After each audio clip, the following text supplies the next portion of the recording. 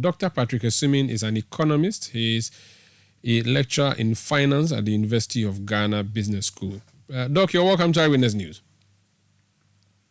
Thank you. Good evening, and good evening to listeners. Good evening. Earlier when I was summarizing what happened, I said that the minister has not asked for more money to spend. And my question is it that we don't have money to be spent, so there was no point asking the people's representative to approve? Or the minister is being disciplined? I don't know. How should we interpret that?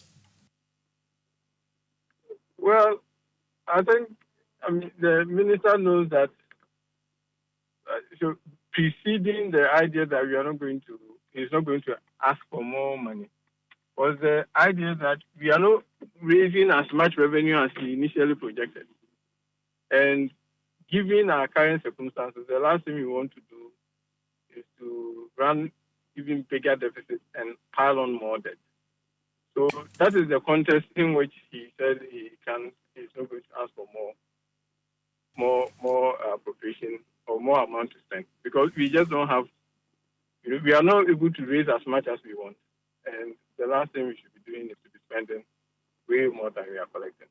I see, but if that was a challenge, he could have actually started collecting, which means to introduce a new tax, and then based on that tax, expect some revenue based on which a new demand would be made. Would that not have been the logical thing to do, or the tax path is choked, sort of?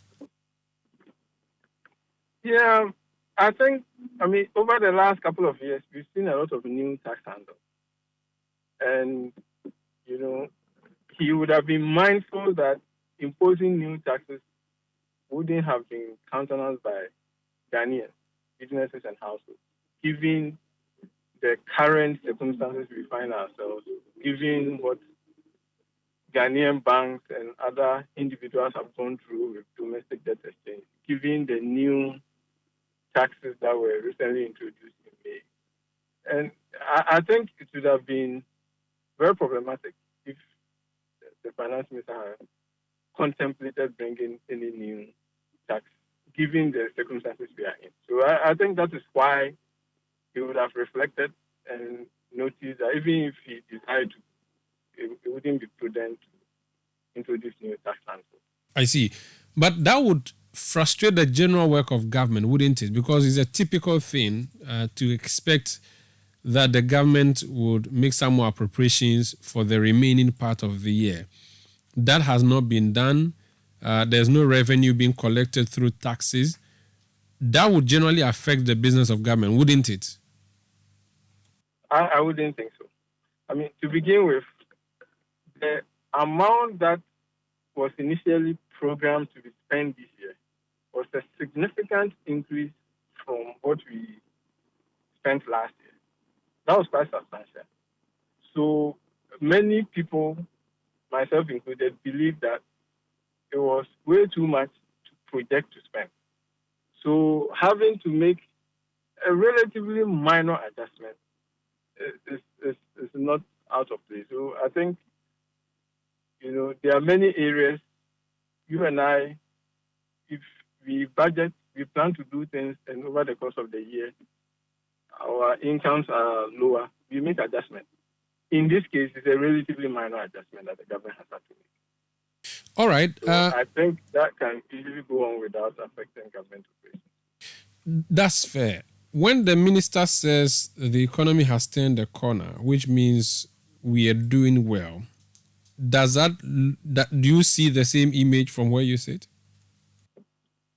Well, the first thing is that I wouldn't interpret that comment that we've turned the corner to mean we are doing well. Okay, but we are on a path to doing well. Would that be a better interpretation? Yeah, whichever way you put it, I don't see that the economy has really turned the corner. I think it's too premature to say we've turned the corner. If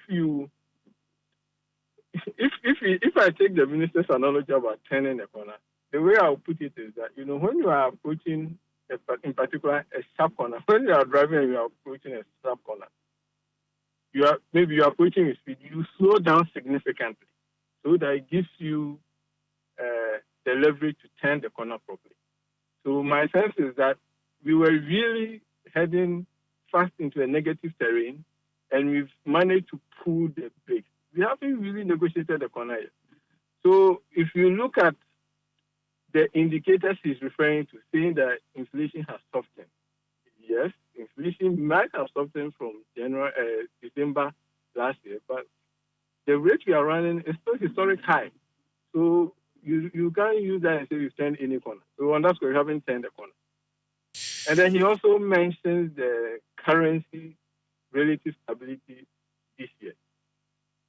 Yes, the currency has seen relative stability, but we have to understand that a big chunk of that is because we are not making the dollar payment we are supposed to make because we simply suspended the debt payment. So it's not really that the fundamentals have changed. We've just, because we are doing this debt exchange and we've made some decisions and we are going through negotiations, and we also received some pounds from getting into an IMF program, you get the sense that some of the indicators are not looking as bad as they were before. But it doesn't really mean that we've turned the corner.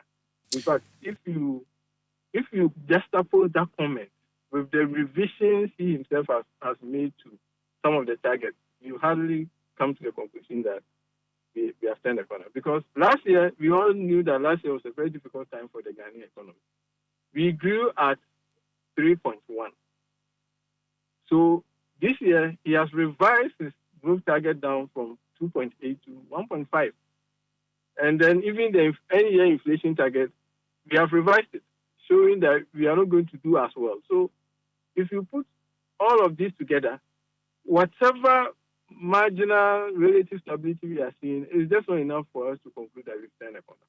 So I don't think that we have any firm basis. The data doesn't give us a firm basis that the Ghanaian economy has turned a corner. Thank you so much for speaking to us, Doc. You're welcome.